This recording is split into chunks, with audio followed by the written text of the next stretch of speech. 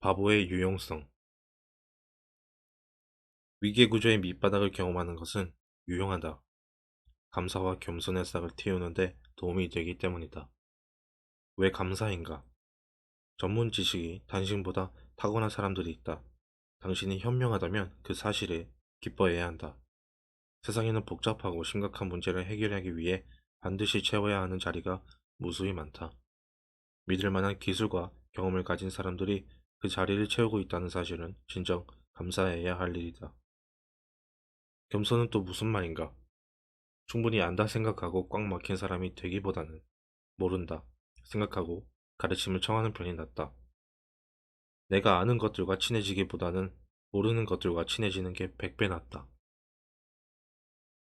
아는 것은 유한하지만 모르는 것은 끝없이 나오기 때문이다.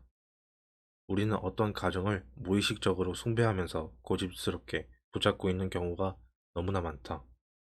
그로 인해 궁지에 몰려 옴짝달싹하지 못하게 되었을 때 도움이 되는 것은 항상 우리가 아직 배우지 못한 것들이다. 우리는 초보자가 될 필요가 있다. 이런 이유로 모두가 좋아하는 타로 카드에는 항상 바보 카드가 들어간다. 바보 카드는 긍정적인 카드로 이 장 맨 앞에 그 그림이 실려 있다. 젊고 잘생긴 바보가 하늘을 바라보고 산속은 거닌다. 머리 위에서 태양이 밝게 빛나는데 그는 조심성 없이 낭떠러지 아래로 막 떨어질 참이다. 하지만 그는 추락에 아랑곳하지 않는다. 이처럼 바보는 기꺼이 초보자가 되어 배우려는 사람이다. 이 때문에 카를 융은 바보를 대속자의 전신으로 보았다. 초보자는 참을성과 인내를 길러야 한다. 물론 책임을 지지 않으려고 무지하고 서툴고 미숙한 상태에 남아있는 사람은 비난받아 마땅하다. 하지만 모든 초보자가 그렇게 도덕적으로 문제가 있는 건 아니다. 인간은 본질적으로 불충분한 존재다. 바보의 부족함은 그런 인간의 취약성에서 나온 것이기도 하다. 위대한 것은 흔히 작고 무지하고 쓸모없는 것에서 시작된다. 이 교훈은 전통 문화뿐 아니라 대중 문화에도 깊이 배어 있다. 예를 들어 디즈니 만화 영화의 주인공인 피노키오와 신바, 아니면 조앤 롤링의 소설에 나오는 마법사 해리포터를 생각해보자. 피노키오는 처음에는 얼간이 같은 마리오네트, 다시 말해 자기 판단은 없고 다른 사람이 결정하는 대로 움직이는 꼭두각시다. 라이온 킹의 출발은 아무것도 모른 채 사악한 삼촌에게 이용당하는 순진한 아기 사자다. 우리가 잘 아는 마법 학교 학생은 외롭게 자란 고아로 계단 밑 먼지투성이 벽장에 살며 그의 대적으로는 사탄이라 해도 무방한 볼드모트가 있다. 마찬가지로 신화에 나오는 위대한 영웅들은 주로 미천한 환경과 큰 위험 속에서 태어난다. 오늘의 초보자는 내일의 명인이 될 수 있다. 따라서 아무리 큰 업적을 이룬 사람이라 하더라도 더 큰 일을 이루고자 한다면 자신을 아직 성공하지 못한 사람이라 생각하고 실력을 쌓기 위해 노력하고 신중하고 겸손하게 현재의 게임에 참여해야 하고 다음 행보에 필요한 지식, 자제심, 수련을 개발할 필요가 있다. 이 글을 쓰는 중에 나는 아내, 아들, 딸과 함께 토론토의 한 레스토랑에 갔다. 우리가 테이블로 가고 있을 때 젊은 웨이터가 내게 이야기 좀 해도 되느냐고 물었다. 그는 내 유튜브 영상을 보고 팟캐스트를 듣고 내 책을 읽은 뒤로는 지위가 낮은 자신의 직업에 대해 다른 태도를 갖게 되었다고 말했다. 그는 자신이 하는 일이나 그 일을 하는 자기 자신을 비난하지 않게 되었고 오히려 감사하는 마음으로 어떤 기회가 찾아오든 놓치지 않기로 결심했다. 그래서 더 성실해지기로 마음먹었으며 지금 이 자리에서 최선을 다해 일하면 무슨 일이 생기는지를 보기로 했다. 청년은 해맑게 활짝 웃으면서 그 뒤로 6개월 동안 3번이나 승진했다고 말했다. 젊은이는 처음 생각한 것보다 자신의 자리에 더 큰 잠재성이 있음을 깨달았다. 밑바닥에 있는 자신의 처지를 한탄하며 분노와 냉소로 얼룩져 있을 때는 미처 보지 못한 것들이 보이기 시작한 것이다. 그때부터 자신이 일하는 레스토랑이 하찮은 곳이 아닌 듯했다. 실제로 그 레스토랑은 전국 규모의 고급 체인점 중 하나였다. 웨이터가 그런 곳에서 일을 잘하려면 까탈스러운 요리사들과도 잘 지내야 한다. 또한 고객이 정중해야 하고 좋은 인상을 좋아하며 끊임없이 주의를 기울여야 한다. 이 일에는 손님이 많은 시간과 적은 시간이 불가피하게 발생하므로 편차가 큰 업무량에도 적응해야 한다. 그리고 언제나 정시에 맑은 정신으로 나타나야 한다. 웨이터는 위계구조 안에서 상사에게뿐 아니라 설거지 담당 같은 부하 직원에게도 예의를 갖춰야 한다. 만일 이 모든 것을 하는 웨이터가 정상적인 조직에서 일하고 있다면 그는 곧 대체 불가한 인력이 될 것이다. 고객, 동료, 상사가 모두 그에게 점점 더 긍정적으로 반응할 것이다. 보이지 않게 있었을지 모르는 분들이 활짝 열릴 것이다. 게다가 그곳에서 획득하는 기술은 어디에나 갖고 갈 수 있으니 그는 레스토랑 업계에서 계속 승진할 수도 있고 대학 진학에 도전할 수도 있으며 진로를 완전히 바꿀 수도 있다. 이 젊은이는 자신에게 일어난 일에 전율을 느끼고 있었다. 빠르게 승진하자 지위에 대한 고민이 눈녹듯 사라졌으며 덩달아 오르는 월급도 나쁠 게 없었다. 그는 초보자로서의 역할을 받아들인 뒤 그것을 초월했다. 다시 말해 더 이상 이 세계에서 점하게 된 자리와 다른 사람들을 향해 냉소를 날리지 않고 주어진 구조와 위치를 받아들였다. 그러자 그전에는 자존심에 가로막혀 보이지 않았던 기회와 가능성이 보이기 시작했다. 젊은이는 이제 자신이 속한 사회제도를 폄하하지 않고 제 역할을 수행하기 시작했다. 그리고 그렇게 겸손함이 쌓이자 성공의 길이 열렸다.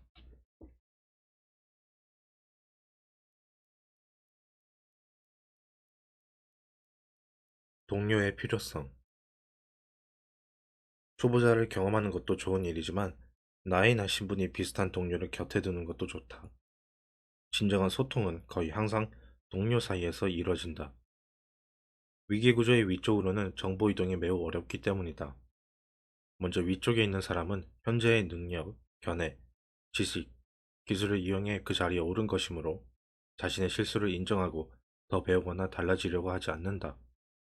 게다가 아래쪽에 있는 사람이 위쪽에 있는 사람에게 틀렸다고 말하기도 쉽지 않다. 자칫하면 윗사람이 그것을 모욕과 도전, 비난과 폭로로 간주할 수 있기 때문이다.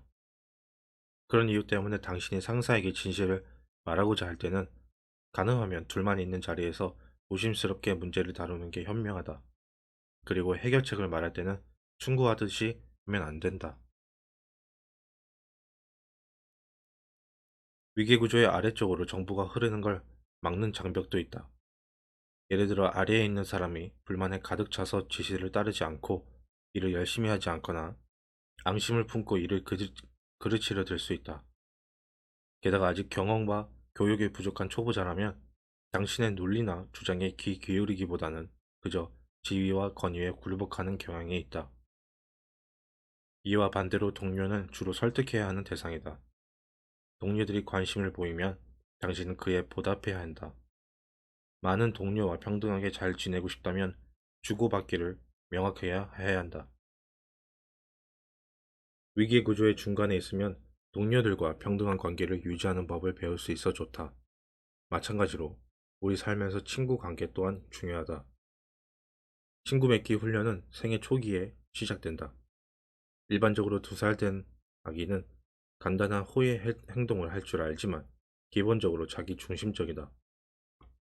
손녀 스칼릿은 내가 달라고 요구하면 자기가 좋아하는 봉제 인형 중 하나를 흔쾌히 건네주었다. 그러면 나는 인형을 받았다. 다시 건네주었다가 가볍게 던져서 되돌려줬다. 스칼렛은 이 게임을 무척 좋아했다. 아이가 막 사용법을 익히기 시작한 스푼으로도 그 놀이를 했다. 아이는 엄마와 할머니 외에도 낯가리지 않을 정도로 친한 사람이 사장거리 안에 들어오면 그 놀이를 했다. 이러한 놀이는 아이가 더 컸을 때 제대로 주고받기를 할 수 있는 토대가 된다. 하지만 시내 아파트 옥상에 있는 야외 놀이터에 놀러간 스칼릿은 자기 중심적으로 굴었다. 그곳에는 아이들이 여럿이 놀고 있었는데 대부분 스칼릿보다 나이가 많았다. 놀이터에는 장난감이 많이 있었다. 스칼렛은 엄마가 앉은 의자 주변으로 장난감을 최대한 많이 쌓아놓기에 바빴고 다른 아이들이 장난감을 가져가려고 다가오면 화를 냈다. 스칼렛은 심지어 다른 아이에게서 공을 직접 빼앗아 자신의 수집품을 부풀렸다. 이는 2살 이하의 아이가 보이는 전형적인 행동이다. 주고받는 능력이 거의 없으며 발달상 제약되어 있다.